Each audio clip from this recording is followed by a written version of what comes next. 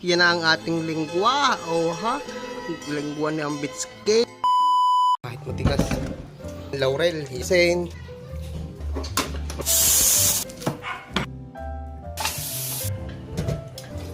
Ayan. Oh, gilaw.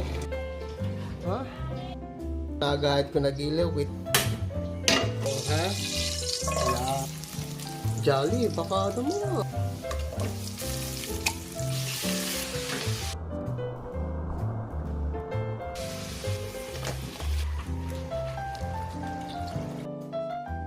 Sugar yan. Tayo diya.